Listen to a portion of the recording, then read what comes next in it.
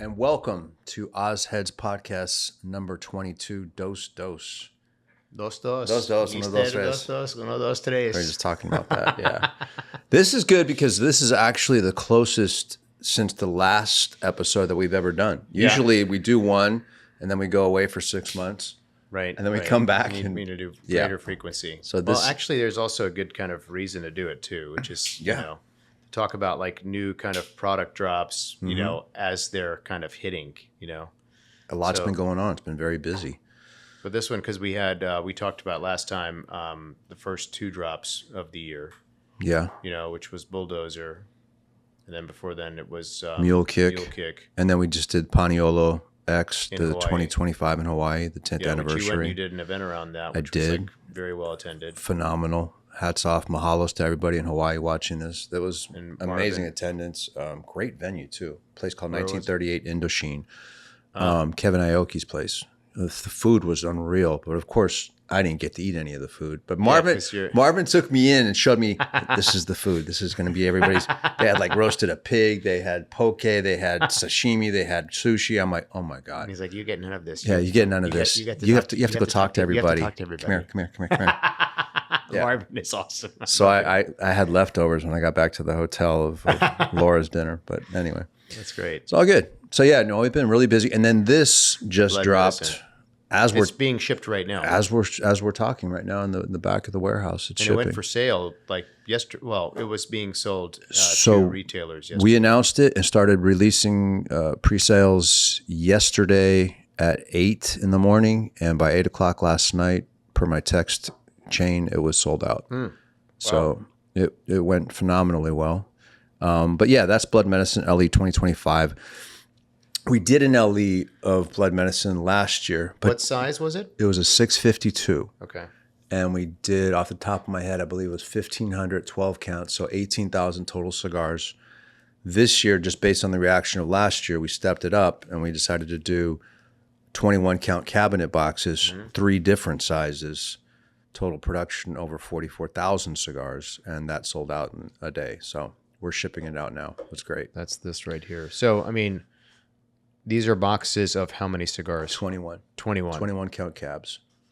Now tell me about the, are they always, I mean, do you package them like this normally? So, yeah, I'm glad you asked that because going forward, not to get too far ahead. But this horizontal style Yeah, the horizontal I did for the LE, but going forward, all the regular production stuff will still be vertical. Okay. I just did that to be different. And also you've got this, I like the limited edition band is sort of like, you know, a la Cubano kind of style. We didn't do the LE band last year. This year we decided to do it. And so, yeah. But this started off initially as an event-only cigar. Correct. Yeah. And they were only available in 4-packs? They were only available in 4-packs in a 5x50 Robusto. Okay. And only available if people came to actual events they were a GWP, gift with purchase item. So you bought a box, you got the 4-pack and a hat or something like that. And but we got enough people asking like, hey, I want to try it. I haven't been to an event, So I said, okay, let's do a limited edition and open it up to everybody. We did it last year. The response was really good. So we decided to roll the dice and kind of amp it up a little bit. And same blend as the original, same blend as the event only. These are made in Nicaragua? They are. Tacanixa, Radio Pichardo. Hats off. Very good blend. Yeah, he's a great guy. He's a great guy, great factory. They are also the factory that do Juarez, Mil Diaz Maduro. So yeah, Blood Medicine. But what's cool about it, and you'll like it, is that it has a connection to Nashville. The story of Blood Medicine. Because tell us about that. So going back to, I don't even remember, we did an event-only cigar called Snake Oil. Had the same kind of Americana motif. It was just kind of, whatever. Long story short, we got a cease and desist on the name, so I had to change it. And I remember that downtown Merchants restaurant, which I think is 4th and Broad. Yeah. That used to be, in 1879, it was an old pharmacy. And then later on, they converted it to a hotel. And then later on, it was purchased and reopened as a restaurant run by our good friend Max Goldberg. But on the third floor, they had that exposed brick wall going back to the 1800s of the pharmacy, and it's still, you could still see the letters that said blood medicine. It was covered up, so it was just like blood. And that's where I got the idea to call it blood medicine. What do you think the blood medicine? Well, it's pharmacy, was like, it? it Was was it like just- same kind of thing. Snake oil guys like, oh, I've got the cure all for you. It's blood medicine. Take this. It'll cure everything in your blood, blah, blah, blah. It was When I just think of that whole blood thing. medicine, I think of like, is it people that like have to bleed out a little bit to, you know what I mean? I just thought it was like probably some magical elixir that they sold to people. But I mean, back in this the day. actual, because I remember, actually, I think I was with you when you saw this Probably. on the wall. I forgot what we were doing down there, but we were down there and it was a big mural with this. Did it have this writing too? Not the same font. But it had this image of, I don't know if you could see it here, with the person with a bandage around there. It almost looks like they have a toothache or something, right? I mean, it's just that throwback to like the 19th century, and when people there'd be guys in the back of a caravan selling, magic potions and whatever and all that kind of stuff. It was just kind of kitschy, but it was cool, and people vibed with the branding, and it's become very sought after. So, I'm excited to say that we sold the thing out in a day. Did it have details like this says "good for man or beast"? Did it have that on there? No, I have to give credit to Wade. Oh, really? Wade Stringfellow on that. Yeah, he did all of he got the vibe, and just we went off, and then he's an amazing graphic designer, so I give him a lot of credit on that. So then he put in stuff like instantaneous relief, things like that. Yeah, we just kind of played on that. So, and shoot, and then that brings us to, where are we at now? PCA. So PCA, if people don't know what PCA is, Premium Cigar Association. It's the largest annual international trade show, I think. That's hosted annually. This year will be in New Orleans, and you're going to be releasing something brand new from Oz Family. Yeah, we just announced we're releasing OFC Karatoba, and but you did something already, a soft launch. You were on the road. We did a soft launch, like a preview for it. I go way back with David Garofalo and Ed Santamaria with two guys. I mean, we did. David even brought out like a 25-year-old CAO Lanniversaire Cameroon for us to smoke like live on the show. Nice. And that won Cigar of the Year for them back in 2000. So, and David said that he keeps some boxes just in case, like he has people on his show that he wants to kind of do a callback and bring. So he had like maybe 4 cigars left in the box. You smoked it? How was it? We smoked. It was really good. Still? Even 25 years later? Amazingly, it was still really good. It's amazing it had gas in the tank. Yeah. I mean, it still had that like really nice sweetness for it. And it used to have that caramel, like maple syrup sweetness. Yeah, it was same, so good. same. And so, basically for that, he sort of proposed, well, why don't we do your new release, do like a sneak preview for, his listeners and his customers, So I was like, okay, that relationship for me is like, they're almost like family. So I was like, yeah, sure, let's do it. And so we got like, we still didn't have the bands. So we had 1,000 cigars made that had craft paper on it. Mm-hmm. And the rationale with the craft paper is that even though the cigars were made we wanted them to age a bit longer than they were, but when you put the craft paper on it, it helps absorb a lot of the moisture from it. So every single person that sneak previewed that cigar, they were all like wrapped in craft paper, almost like you're opening a gift. They were still pressed though, right? They were still pressed, yeah. Soft and it was a Robusto size 5x52, and everybody smoked those. And so it's called Karatoba because, Kara is, black in Turkish or dark. And then Toba is like the most volcanic lake in Sumatra, which this is a Sumatra seed Ecuador. So even though it's not a Indonesian wrapper, it's like Sumatra seed grown in Ecuador. And then the fillers are like a combination of Dominican and Nicaraguan, mainly Nicaraguan binder too, made to be more like medium to full bodied. Kind of profile. I'm 99% sure I smoked that blend when you were developing. Yeah. And everybody in the factory thought it was really good too. So we wanted to sneak preview that. But I know also that Crowned Heads has a new release I don't know if you want to talk about it now or you want to wait. No, we'll skip it. No, I'm just kidding. No, yeah, we do absolutely out of the same factory. So just we'll plug Nicaraguan American Cigars SA, also commonly known as Naxa.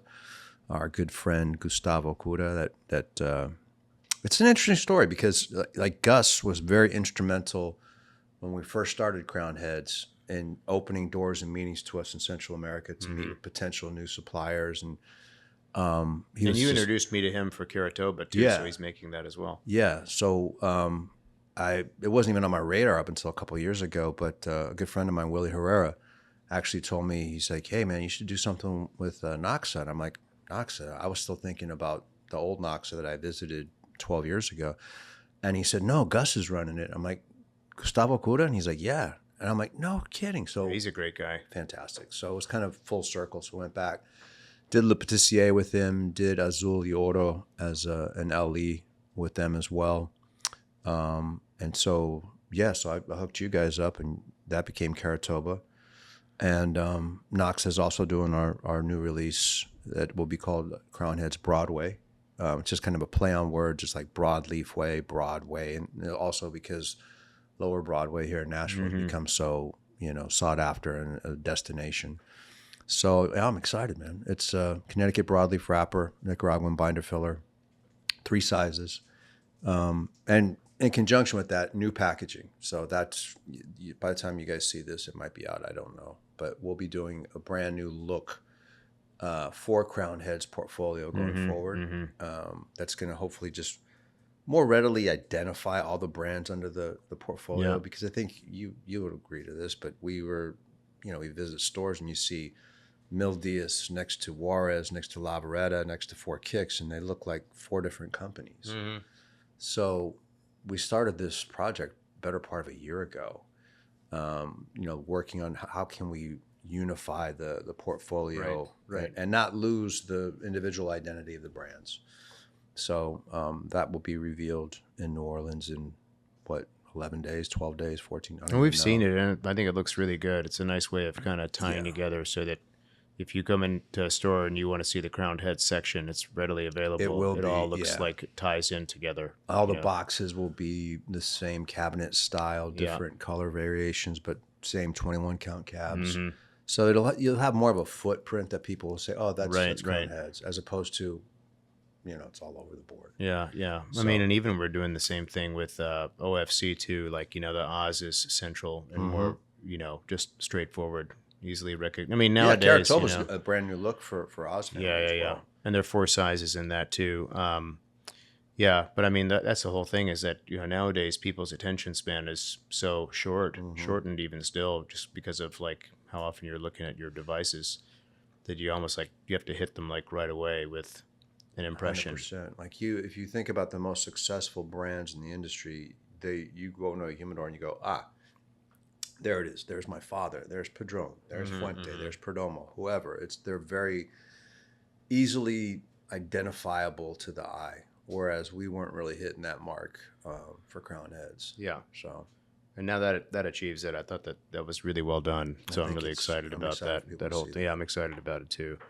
Yeah.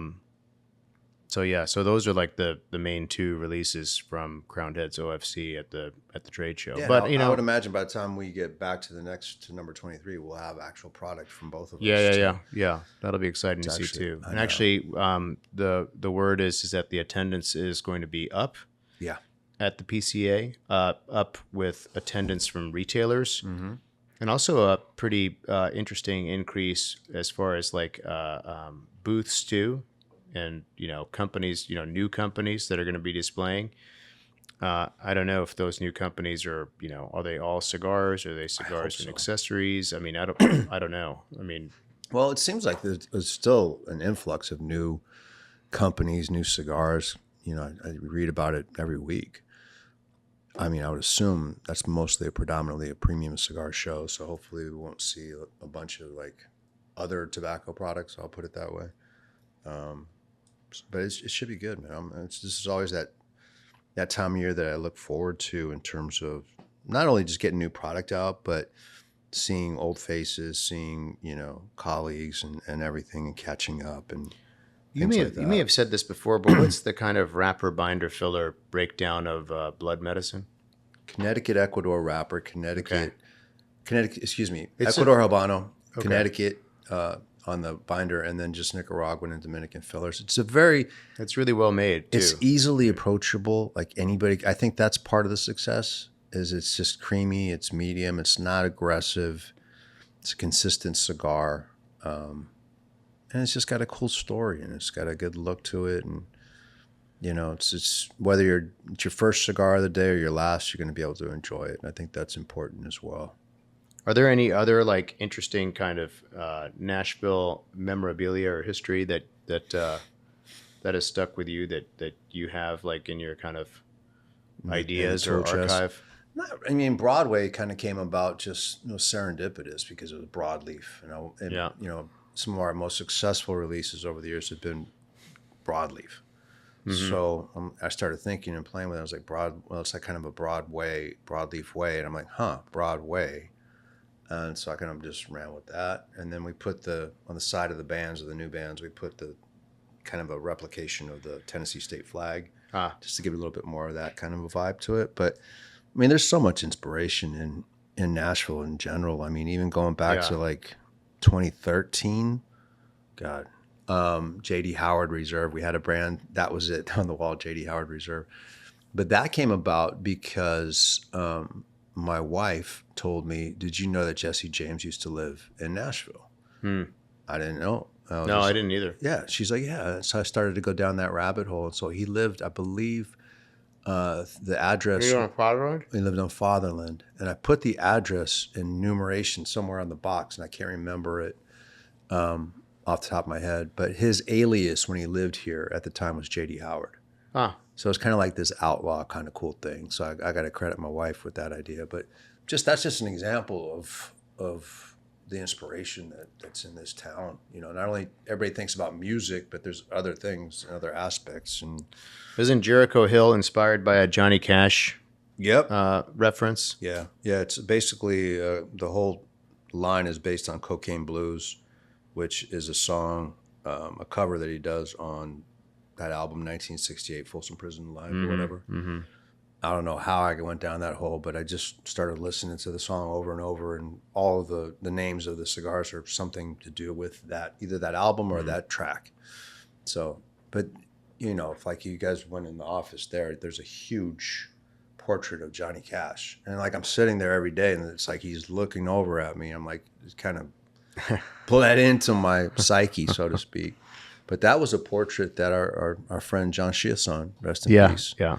He did. And it's funny how everything works, because we met John because he was the photographer that shot you, your sister, and your father for Cigar Aficionado magazine. That was back in early 2000s, like 03 maybe? Yeah. Maybe even before then. It might have even been like 98, it could have been 99. It was definitely after 98, because we already had the Maduro was out, and that kind of like set that was the rocket ship. But so somewhere in that neighborhood that John came into our radar, and we just maintained friendship with him, and he gifted us with a lot of great portraits that are in the office now, and in fact all of those on the wall, that's John made those. He did the photography for Headley Grange, J.D. Howard, Four Kicks, and he actually by hand distressed all of those portraits and everything. He was amazing. Yeah. Amazing photographer. Yeah, no, he was from Lafayette, Louisiana, and he went and he took photos of, remember when we were going to New Orleans, remember the hurricane hit New Orleans and that whole area, which was, Katrina. Yep. He went and he took photos of all of these areas that were hard hit for Life magazine. Remember that? And he would go in there and he was amazing. He was so low key about it, because this guy, he would shoot like Shaq for the cover of ESPN. He would shoot like the Sultan of Dubai, and he was just very blasé about it. The King of Morocco or whatever. Oh yeah, this is when I was with the King of Morocco, and he's flipping through his book, and I'm just like, the Rolling Stones he shot. Yeah, it's pretty amazing. Yeah, so it's pretty cool. So that's cool that we have some of his photos hanging over here in the Crowned Head's office. Pretty much every photo that's on the wall. He has Gatemouth. We have Gatemouth Brown. Gatemouth Brown. What's in Money's office? That's Gatemouth Brown, isn't it? That's Gatemouth Brown there, and Johnny Cash in our office, and then in Money's office. Oh, he has somebody that looks like Tom Waits, but it's not Tom Waits. Who's in? No, it's Who is it? I don't know who that is. Condor would remember that. It's a guy with the guitars, and he's got his hat down, and he's got the mustache. Yeah, he's a very famous musician. I can't remember. And we had one additional one, but years happened to ago, it? Mike actually gifted it to who was it? God bless. He was a jeweler, Diamond Dave. Rest in peace. Now everybody's passing away. I'm constantly What saying did he rest gift to in him? peace. Do you remember?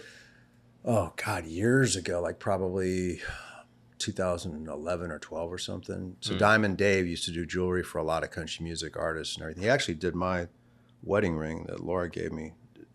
Diamond Dave did all of this, and he did Laura's ring as well. But yeah, he gave him. He had a retail spot here, and so he gave him that portrait of somebody that I can't remember. And then Dave passed like maybe 4 or 5 years ago. So what happened to that then? I have no idea. I don't know. Yeah, memory lane, huh? Crazy.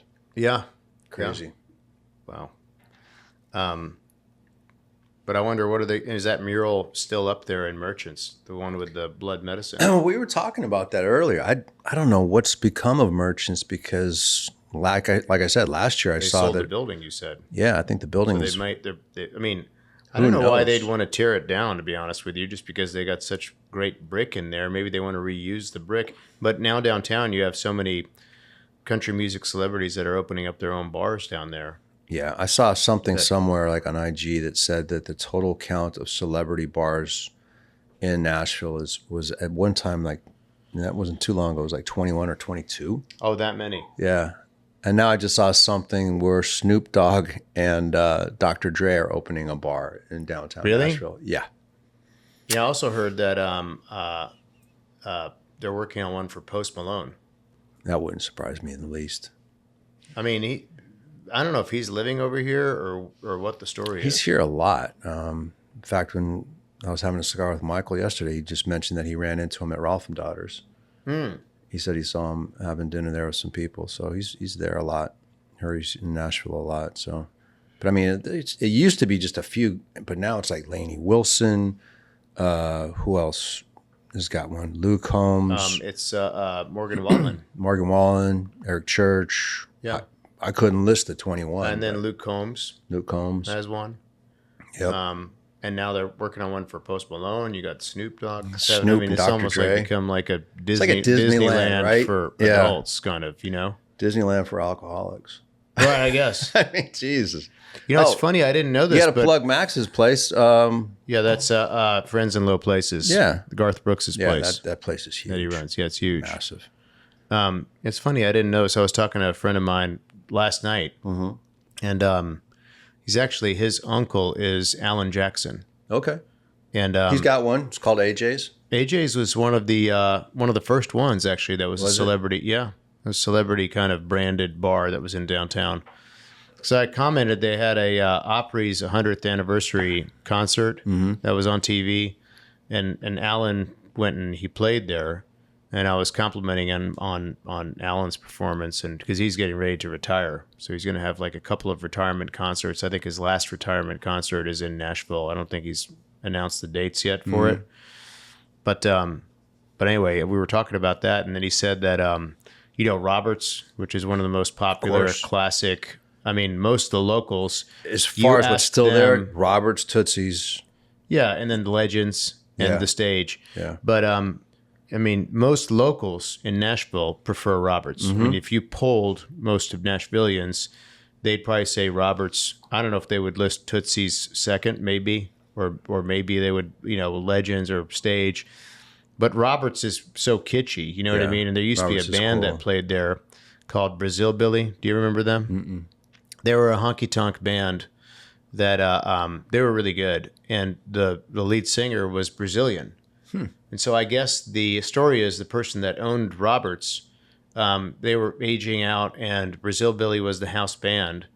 And they sold Roberts to the lead singer and his wife of Brazil Billy. And so and my friend was saying, his name is Brian Wright. He's a great buddy of mine, and he's a big cigar smoker. And Brian was saying, "Oh yeah, it used to be that you'd watch him on stage, and they'd be dressed all funky with the hat on and stuff like that. And now you see him, and he's all dolled up and dressed up, and he looks like Elvis kind of, and he's just this. Oh my God! Dude, you know what I mean? Because he has Robertson now. Broadway's blown up. So you know have what all I these do tourists. remember? Remember Rippies? Yeah, Remember when we scouted the Dempseys? yeah. They fucking amazing rockabilly. They're band. They were rockabilly. such good entertainers, and I'm like, oh my God, we actually had them. They played at our trade show. Yeah, we had a party. Then you and I went to At go the scout them at the Wild Horse. Yeah, that was People loved 03. them. That was 2003. They would stand on top of the stand-up bass, was like the lead crazy. singer, and he would just be like just hammering the stand-up bass. Remember, like They were almost good. like pounding They were it. Really good, man. I'm surprised they didn't go further than they did. I mean, their entertainment value was like crazy. I love it. So That was good. So That was yeah. 2003. It was the Wild. Oh, was Horse it show. 2003? Yep. And we had like my wife and all of her friends like wearing like the CAO Yep. branded like shirts. Yep. We used to have great parties back in the day. That was the other thing that like when I was with David Garofalo, he kind of showed me he had the signed Skinner guitar. That was the best party we ever did. That was that. Not only that, but that was like the best party that I think the industry's ever seen. Nobody's gonna top that. No, that was unbelievable. Having And Leonard then- Skinner play your party, and then having a suite at the Palms. That's where all right. these That was the guitars were Playboy signed. suite. Yeah. And then we had a It's post party crazy. up there, and then we had remember we had all these like these beautiful women in this pool, this small pool, and their whole I never got to see any of it. their whole job was to frolic. Yeah. You remember that? Trent Allen It's like Parks. just frolic. They're like, Yeah. what are we supposed to do? Just- Frolic. yeah. Like splash around. and, wallpaper. Like, throw in some, And, pass this beach ball. like one of my biggest regrets, Frolic more. I never got to see Skinner play because What? I was like responsible for making sure the rider was right and the load in and all that stuff. And I had like a little earpiece and like so and so's out there. You need to get them in, and I'd get some. Oh, really? I was doing all the grunt work Yeah, and yeah, stuff, yeah. and I never got to see him play. No kidding. I was outside working the whole time. Well, what was cool But it was about a it good is party. that, what's so funny is that David, it was so funny because David was telling me, he goes, yeah, everybody, because I like our kind of most loyal, closest, longtime friends and, longtime supporters at retail, they all we invited them beforehand to get a signed guitar. Right. From Skinnerd. Yep, I So remember that. so therefore David still has it in his office. That's cool. The signed fact by that he would Skinnerd. still keep it, like people would But keep those. what's That's so neat. funny is that he didn't know that guitar was for him, so he left, and he left his guitar, and the guitar was for him. It might have even They were all to, personalized. It said to Dave, right? Yeah. And so we sent it to him, so he was like, "Oh yeah, I totally didn't know the guitar was for me." And then I think I called him and I said, David, you left your guitar. He's like, oh, I didn't know I had a guitar. We sent it to him. Now it's sitting there in his office. I just remember because we had laid it out like 3:00 in the afternoon before anything started, and it Yeah. was just like this whole suite filled with it had to be 20 guitars Yeah, that were yeah, all yeah. signed. And then by all the these, band. and then everybody got in their photos with Skinnerd, and it was but I wonder now, are any of them living? I thought maybe one of them was living. 'Cause I thought one of them played at downtown Nashville a couple of years ago, but then they did a search to see if any of they said none of them are living, but I'm not sure if that's they're- correct. I think that I know think there's that a couple few of them are that are living. still around. They're still touring the original Skinner, but not the original, lineup. The lead singer, I'm sure, is still alive. What was his name? Because I haven't. Yeah, I thought the lead singer was still alive. He was the brother of the guy that passed away in the plane crash, Yeah. and he carried on. And Right. He's the guy that I think they brought for New Year's Eve in Nashville, either last he year or had the year the before. name. I can't remember. God, but a funny story with that though is I had his cell number and I kept Oh, it. you did? And I remember Laura and I one time we were just goofing around. We were crank calling him, and she had this. What? This is 20 years ago, or 15 years ago or something. And she had this app where you could it would crank. Disguise your voice. It would just and it was just hysterical because Hello. it was like a Sunday afternoon. She's like, "Who else can we call?" And I'm going through my phone and I'm like, "Oh, here's the lead. simple kind of man. Here's the lead singer of Skinner." And he was dude, he was had to be high as a kite because he just couldn't stop laughing. He's like, "Who is this?" And he's laughing and laughing, and I'm trying not to lose it. That was funny. But And then also Mike became good friends with the guitar player, Sparky. that's right. Yeah, Remember? he did. Yeah. And then I had a Christmas party one year and Sparky showed up and he played we had a band, and he played with this house band, and he played all these memories come Last back. Dance with Mary Jane. He was incredible. It was great. Great. That's pretty amazing. Yeah. So it was fun times. Anyway, all this nostalgia around blood medicine. Yeah, I know. comes up. Started off with blood medicine, ended up with Leonard Skinner. Yeah, So yeah. Well, So- we'll have more stuff to discuss definitely. down the line. We got I stories, think. and we'll come back with some new product from New Orleans and show you guys up close and personal. Oz Family Karatoba, Yeah. Crown Heads Broadway, and that should do it for now. So until the next one. So last question though, Yeah. before we sign off, Sure. if somebody wants to go and find this, is there like a Google. retail? There's not a. I get these retail DMs all the locator. time. Like, where do I find Crown Heads in search city there? And it's just like, if I wanted to, where do I find Waterloo Blackberry Lemonade? I would Google it. You know what I mean? Where would you find them? Pretty much, we We have should a. probably put a. We should probably. It's put on not our limited. Website, like where. So, who like has for them. instance, like Lavaretta had its own drop down because there was only 120, 30 stores that would carry it across the country. But blood medicine is going to be widely available. Pretty much any authorized retail tobacconist that we do business with. So if you just go to our site, click on retailer partner, and it'll have a drop down menu. You can search by your zip code, and that's a great place to start, really.